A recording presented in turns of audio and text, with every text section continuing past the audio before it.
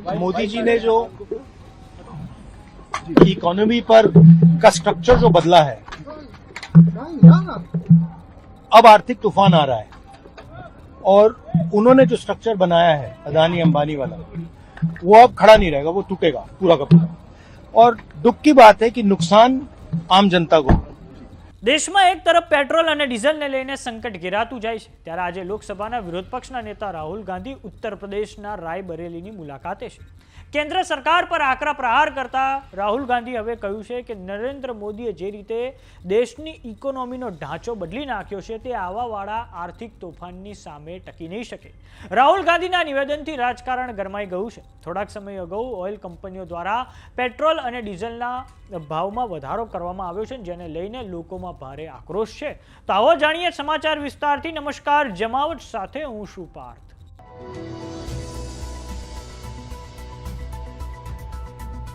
સરકારી તેલ કંપનીઓ દ્વારા એક અઠવાડિયામાં ફરી એકવાર પેટ્રોલ અને ડીઝલના ભાવોમાં 90 પૈસાનો વધારો કરવામાં આવ્યો છે. તો હવે વધતી જતી મોંઘવારી પર લોકસભાના વિરોધ પક્ષના નેતા રાહુલ ગાંધીએ કેન્દ્રની મોદી સરકારને આકરા પ્રશ્નો પૂછ્યા છે. રાહુલ ગાંધી આજે ઉત્તર પ્રદેશમાં આવેલા તેમના લોકસભાના મત વિસ્તાર રાયબરેલીની મુલાકાતે હતા, ત્યારે તેમણે મીડિયા સમક્ષ પ્રતિક્રિયા આપતા કહ્યું છે કે વડાપ્રધાન નરેન્દ્ર મોદીએ જે રીતે દેશની ઇકોનોમીનો ઢાંચો બદલ્યો છે તે આવનારા સમયમાં જે આર્થિક તોફાન આવી રહ્યું છે તેની આગળ ટકી નહીં શકે. દુઃખ એ વાતનું છે કે આર્થિક તોફાનનું નુકસાન દેશના યુવાનો, ખેડૂતો, નાના વ્યાપારીઓએ ભોગવવું પડશે. આની અસર અદાણી, અંબાણી અને નરેન્દ્ર મોદી પર નહીં પડે, કેમ કે તેઓ તો મહેલોમાં બેઠા છે. આવનારો જે આર્થિક ઝટકો છે તે ખૂબ ખરાબ હશે અને તેના કારણે આવવાવાળો સમય પણ ખૂબ કઠિન હશે. પીએમ મોદી કોઈ ઠોસ પગલાં ઉઠાવવા સિવાય એવું કહી રહ્યા છે કે કોઈ વિદેશ યાત્રા ન કરતા, પરંતુ તેઓ પોતે આખી દુનિયામાં ફરી રહ્યા છે. તો આવો સાંભળીએ લોકસભાના વિરોધ પક્ષના નેતા રાहुल ગાંધીએ શું प्रतिक्रिया આપી છે.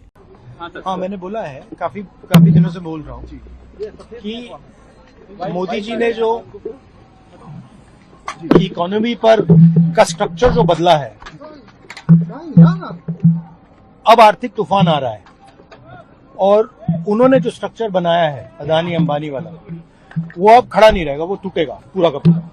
और दुख की बात है कि नुकसान आम जनता को, मतलब वो अपने महलों में बैठे रहेंगे और यूपी के जो युवा हैं, यूपी के की जो जनता है, उनको पूरा का पूरा शॉक उनको लगेगा. आपने पहले तो दुख की, मुझे बोलने दीजिए, पढ़ेंगे। मुझे बोलने दीजिए सर. आपने सवाल पूछा है तो बोलने तो दीजिए ना.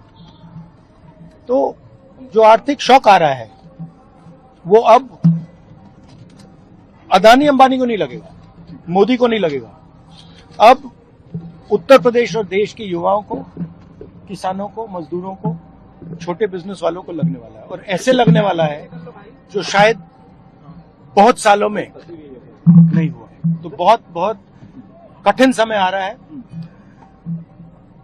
एक्शन लेने के बजाय नरेंद्र मोदी देश से कह रहे हैं कि फॉरेन ट्रिप पर मत जाओ और नरेंद्र मोदी दुनिया का चक्कर काट रहे हैं. तो ये हालत है. सर, अखिलेश जी कह रहे हैं कि कांग्रेस साथ Thank you भैया.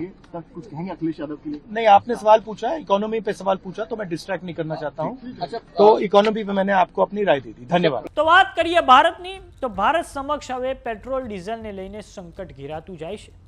તો જે સરકારી તેલ કંપનીઓ છે તેમને મહિનામાં 30,000 કરોડનું નુકસાન થયું છે, કેમ કે આંતરરાષ્ટ્રીય સ્તરે જે ક્રૂડ ઓઇલના ભાવ છે તે $100 કરતાં પણ વધી ગયા છે.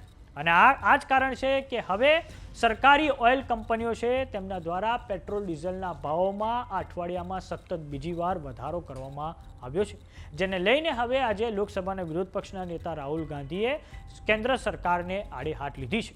તો વાત કરીએ પશ્ચિમ એશિયાની. તો પશ્ચિમ એશિયામાં ઈરાન અને અમેરિકા વચ્ચે કોઈ પણ કરારો થવા જઈ રહ્યા હોય તેના સંકેતો હજુ પણ નથી મળી રહ્યા.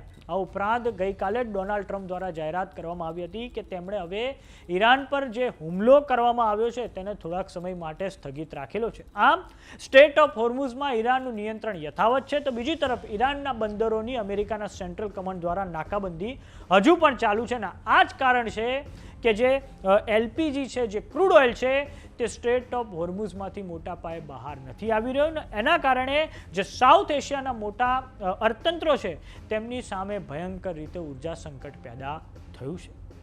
તો સમાચારોમાં અત્યારે બસ આટલું. જોતા રહો જમાવટ. જો તમે અમને યુટ્યુબ પર જોઈ રહ્યા તો સબસ્ક્રાઇબ કરો, જો તમે અમને ફેસબુક પર જોઈ રહ્યા તો ફોલો કરો, સાથે જ અમારી વોટ્સએપ ચેનલ આવી ગઈ છે, જોઈન કરવાનું ના ભૂલતા. નમસ્કાર.